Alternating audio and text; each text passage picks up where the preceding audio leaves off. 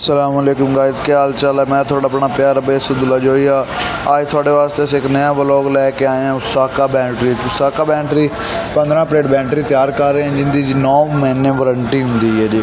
Card ने company ने 6 महीनों तो बाद 3 महीने गारंटी वधा के 6 तो 9 महीने कर दी। उसाका बैटरी ने अलास्का बैटरी ने सब तो पहले 6 महीने तो 9 महीने की, इस तो बाद उसाका कंपनी ने भी 6 महीनों तो बाद 9 महीने कंपनी की गारंटी कर दी।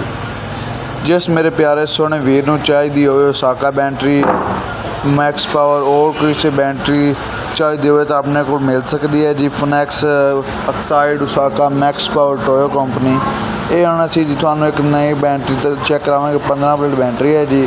उहदे च असीं तेज़ाब पाउण लगे जी। तुसीं चेक कर सकते हैं तेज़ाब पाउण वास्ते तैयारी शुरू है जी। हुण इहदी ग्रैविटी चेक करनगे तेज़ाब की, उस बाद बैटरी तेज़ाब पाउणगे।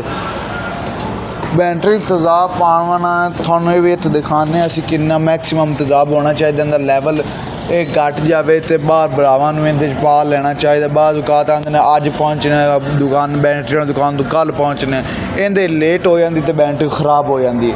मैक्सीमम लैवल तुसीं अगर तुहाडे कोल कम हो जाता तेज़ाब उत्ते अपर लेवल लिखा होया तुसीं चेक करो तेज़ाब पै रहा उनके तो अगर कम हो जाए तुसीं पानी उबाल के इहदे पा लो तो लैवल तो पूरा कर लो।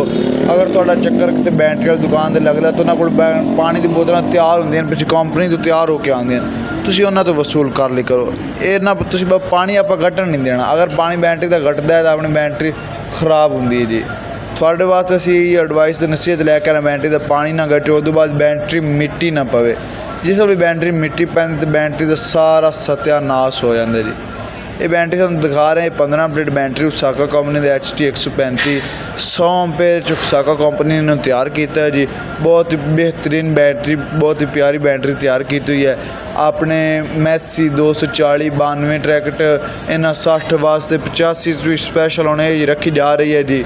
किसी भाई ने जरूरत है साढ़े नाल रब्ता कर सकता। थोड़ा गारंटी कार्ड चेक करांगे, शरायत इहदी तुहानूं दिखाने जी कि शरायत ते गारंटी देंगे किस ते नहीं देंगे।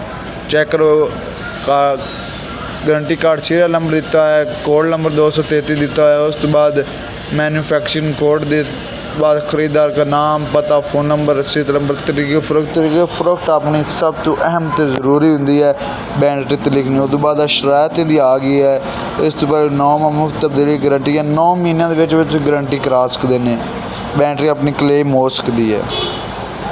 आ चेक करो तेज़ाब पै चुका है बैटरी के 6 सील होंगे बैटरी के, और 6 सीलों पूरा तेज़ाब हो चुका है। अगर तुम इहदा गारंटी कार्ड देखो 233 उस इहदा कोड है जी। बैटरी अपने को सर्विस कंपनी की 2 हर किस्म की 2 भी। इस तो बाद जी वसलाम, मैं थोड़ा प्यारा बेस अब्दुल्ला जोइया। अल्लाह हाफिज़।